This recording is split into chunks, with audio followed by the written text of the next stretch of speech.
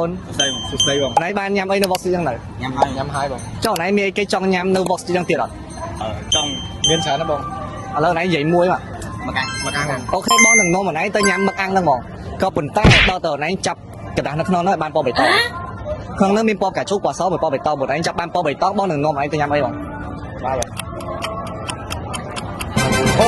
អ្នកនរគ្នាអញ្ចឹងគាត់ចាប់បានកระดาษពណ៌បៃតងឯងបងនាំឯងទៅញ៉ាំមឹកអាំង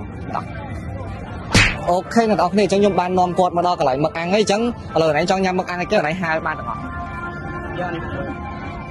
យកម៉ានយក10ហ្មងចា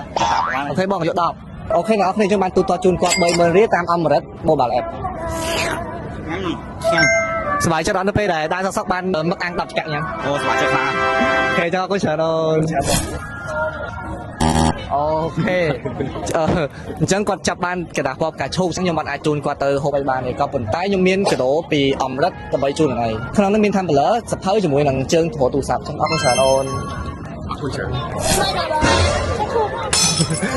នេះកាដូមកពីខាងអមរិតអរគុណច្រើនអូនចុះណៃមានរបស់អីចង់ញ៉ាំនៅ Box Street អត់ មានច្រើន ឥឡូវ អត់ឃើញ ឥឡូវមានមួយមុខណាដែលណៃចង់ញ៉ាំនៅ Box Street ធីរ៉ាមីស៊ូ អូខេអញ្ចឹងបងនឹងនាំណៃទៅញ៉ាំធីរ៉ាមីស៊ូហ្វ្រី អូខេប៉ុន្តែដល់ណៃចាំនៅក្នុងនោះបានកระดาษពណ៌បៃតងបងនាំទៅញ៉ាំហ្វ្រីហ្មង អូខេ 2 3 អូខេហ្នឹងហើយ អូដឹងពណ៌បៃតងតំណាងឲ្យអីអត់ តំណាងអីគេបង ពណ៌បៃតងតំណាងឲ្យ logo របស់អមរិតអញ្ចឹងណៃចាប់បានពណ៌បៃតងហើយអញ្ចឹងបងនាំទៅញ៉ាំធីរ៉ាមីស៊ូហ្វ្រី អូខេបាទ អូខេអ្នកនរគ្នាឥឡូវខ្ញុំនាំគាត់មកដល់កន្លែងធីរ៉ាមីស៊ូអីអូខេឥឡូវ